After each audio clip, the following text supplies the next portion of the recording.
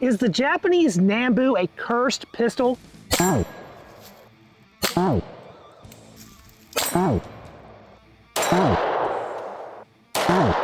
The Taisho Type 14 has a reputation, and it's not a good one. These World War II handguns are plagued by both durability and reliability issues, weak springs, fragile firing pins, and questionable craftsmanship. But my example takes things to a whole new level, jamming every single shot. This pistol has given me a year-long challenge, but now it's finally time to put this milsurp relic to the test. Is it a worn-out recoil spring, bad magazine, or is this handgun just doomed to fail? We're diving into the common issues with these military surplus handguns and seeing if we can actually get this thing running. Let's get started.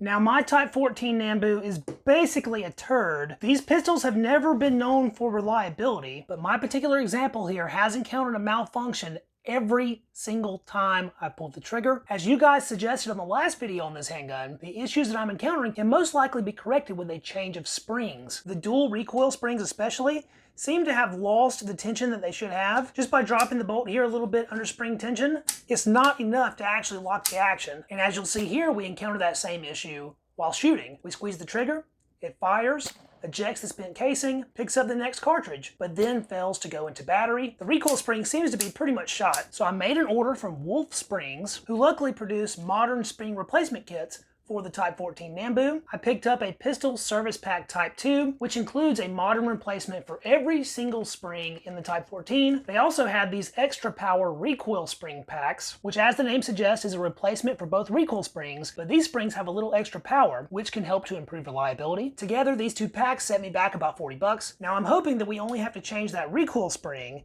in order to improve the reliability. First thing to do is to lock the action back, depress our plunger, and rotate counterclockwise. This is under spring tension. Cocking piece off. Then the firing pin, plunger, and spring can be removed. From looks alone, this firing pin spring seems to be in outstanding shape. And now we can remove our firing pin. Ooh, that's not something I wanted to see. The end of the firing pin is certainly out of spec. It's not at all straight, swooping upwards, and it's sort of tapered to a little bit of a point. And it is not supposed to be like that. But unfortunately, the firing pin is one of the parts of the Type 14 that is known to break. And I think this one is certainly on its way to doing exactly that, breaking. It was still able to fire the last time I took it out to shoot, so maybe it will work for a while longer, but unfortunately that's a piece that I'm gonna need to replace. Now that those components are removed, we can pull out our magazine, which will drop the bolt there. And next we have to remove this trigger module. This is probably the hardest part of Type 14 disassembly. We have to depress this short recoil action just a little bit. Easiest way to do that is by pressing down on a solid surface. We then have to depress the magazine release,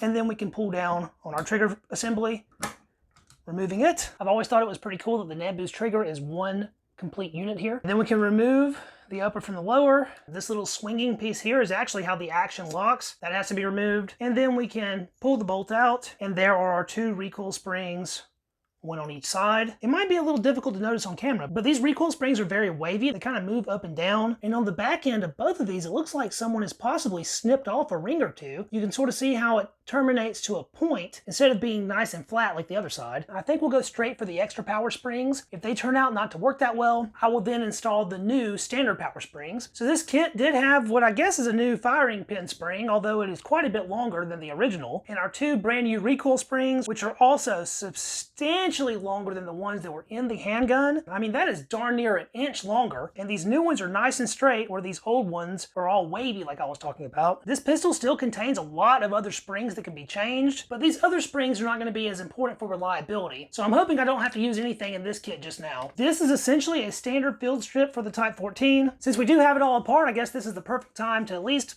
wipe everything down with a little bit of CLP. Check out how our little rails in the bottom of the bolt here have some little nicks and dings in them. Now that everything's had a quick little wipe down, I guess it's time to get it back together. As I'm putting this back together, I'm going to be putting a little drip drop of lubricant here and there, put in our two new extra strength recoil springs, little drop of lube in each of these channels that the springs ride along, and then we'll reinsert our bolt. Little drop of lubrication on our locking piece, slide the upper and lower back together, and reinsert our trigger guard. I will put a little drop of lube on the firing pin, reinsert our magazine, but then we have to depress on the trigger to open up this little back door for the firing pin to completely seat down inside. Now this is the new firing pin spring that goes in behind the firing pin, and then the plunger. Finally, cocking piece gets reinserted and everything screwed back down. And now that our cocking piece is screwed back in, we should once again have a functional pistol. There is a lot more pressure on the spring now. It's a lot harder to pull back, and it is snapping into battery, dropping it very far from pulling it all the way back. In fact, the spring is so hard now that it might cause reliability issues of its own. If the ammo that I'm using is not strong enough to completely cycle the action, we'll experience even more malfunctions than before. It's looking more promising, but I guess we won't know if that did the trick until we get out of the range for another try. I just hope that firing pin holds up long enough for us to actually do the testing. We have our newly installed extra strength recoil springs, and hopefully our reliability has improved a little bit here. For the record, loading Nambu magazines absolutely sucks. You can definitely tell the spring is a lot heavier than it was before. All right, let's see if she shoots. So it did eject our spent cartridge and the action closed, but it didn't fire the second round because it didn't pick it up. So let's try again here.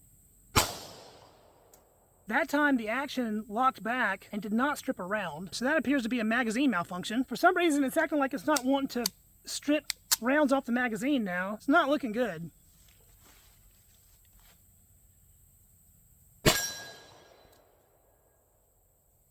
Again, locked back, did not strip the round.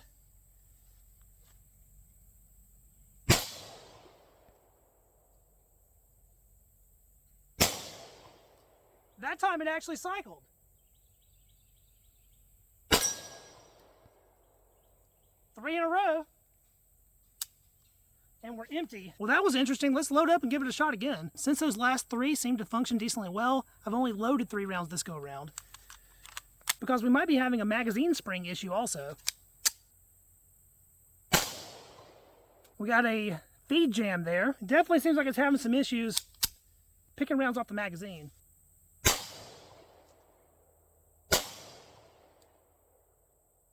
That was 2 in a row. For some reason it didn't lock back. You know, this 8mm Nambu ammo is nearly $1 a round. So this is one of the most expensive pistols to shoot. And with the shape this firing pin is in, I'm afraid to put too many rounds through it. But we will try 3 more here. Same malfunction we had before. And so I'm not even going to fire this last round. The pistol is most certainly more reliable with that spring change. But since we are still encountering malfunctions, I'm going to take these extra strength springs out and put the new normal strength springs in and see if the results are any different. I'm sweating like a pig in this 90-degree heat, but I have the regular strength springs in here now, and we'll see if that makes any difference. We'll load up another 3 rounds here. And we got a malfunction. I see some brass there. It picked the round up, but it looks like it did not go into battery completely. And that's the same kind of issue that we were having with the original springs. I'll try another shot here. Again, a failure to go into battery. So I guess this pistol does need those extra strength springs, but even with changing those out, there's other issues that we have to tackle. Look at how marred up that last bullet is. Feeding on this pistol is definitely encountering some issues of its own. Unfortunately, I think we're back to the drawing board. Let's take it back over to the studio for a better look. So those extra power springs definitely seem to have improved things at least a little bit. For the very first time, we managed to get a couple shots off in succession. We certainly still have some issues though. Things just aren't right. And I suspect that those problems at this point might be coming from the magazine, but I'm just not quite certain. When I got home, I noticed that the magazine itself was extremely dry. When I was going through lubricating the parts, I did forget the magazine by accident. So now I've gone through and put a drop of oil on either side of the follower. And I must say, this spring is a lot easier to move now. That oil really did help to smooth things out. I don't have another Nambu to compare against, but I wanted you guys to have a look at this follower. Check out how that metal is deforming. Is that normal with these pistols, or is that a sign of a bigger issue? Since we lubed up our magazine, I want to try running a couple rounds through the pistol dry before making the trip back out to the range. And the only thing I can think of to do that safely is to remove this firing pin once again. I simply do not trust dry cycling this pistol indoors. So remove the plunger, spring, and firing pin itself once more. Screw our cocking piece back on. And although the cocking piece can just move freely now, we should be able to load some rounds individually and at least see if they cycle. It is so weird how the last round of the Nambu magazine sits so far outside of the magazine body. I'm gonna do 5 rounds here, I think. And this is loading a good deal smoother than what I've experienced in the past. Look at how sharp of an angle that bottom round is sitting. All right, So again, this is a safe pistol. There's no way it's going to fire. There is no firing pin. 1, 2, 3, 4, and this last one just popped out of the magazine. That wasn't exactly smooth, but dry cycling is at best an approximation of actual cycling. Just load it up again here. Try it again.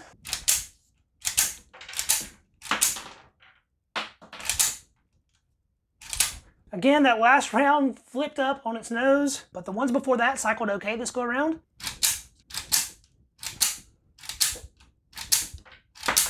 And all 5 managed to work that time. These bullets, though, are getting chewed all to pieces. Check out how rough this brass looks now, especially around the rim. Even the bullets are getting clipped. All of these are scratched up and look super rough. There's a round fresh out of the box, and there's a round that's been cycled through the pistol a couple times. Keep in mind, I'm no Nambu expert, but that don't look right to me. I just don't know if these issues are magazine related. Like I said, the follower on this one definitely seems weird, and although loading of this magazine is smoothed out with oil, it's still pretty rough. Or if whatever is causing that issue is actually inside the pistol itself. Maybe something is out of spec with our little feed ramp. I really don't know. One eternity later. Since I believe the majority of our issues at this point are magazine related, I decided to go ahead and pick up a replacement magazine for this pistol. However, this is a aftermarket triple K magazine. And as you can see here, it looks a lot different from the original. I'm very skeptical about whether or not this is going to work out because they are significantly different, especially in the follower. After loading a couple rounds here, we can definitely tell a huge difference between the placement of that very first round in the magazine. It sits a lot further aft in the triple K magazine than it does in the actual Nambu magazine. Let's see how it plays out. All right, so since we went through the process of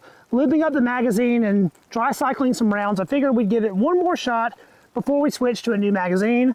I have 3 rounds loaded up here, and we'll see if these cycle.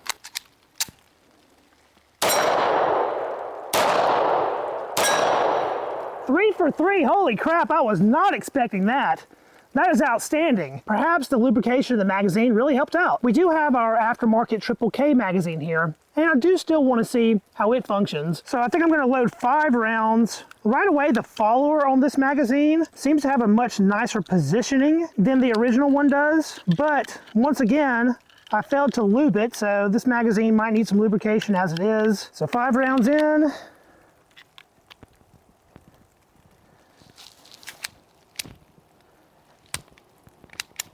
And we failed to strip that first one. Give it another try here. Nope, failure to feed. Let's push things down to 4 rounds, and we'll see if it strips with that. Same thing. One more try here. Same thing. This is awful. So I've worked the triple K magazine down to just 1 round here. We'll see if it can pick up 1 round off the magazine.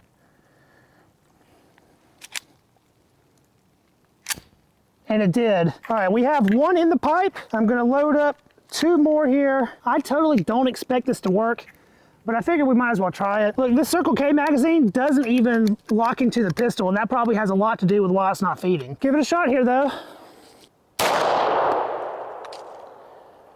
It shot 1, but we jammed. You can see there, it failed to load the round. So I think the Circle K magazine's a bust. Maybe sticking with the originals is the best bet. I was skeptical about trying an aftermarket magazine as it was, but I figured we'd give the Circle K a shot because this was $50 and the replacement original magazine is like $200. However, as usual with surplus pistols, the original factory magazines are generally far superior to any aftermarket magazine. So I'm not surprised the Circle K didn't work out. Since we managed to get 3 shots off with that original magazine, I figure we'll load up another 5 and see how our final reliability is here after our spring changes.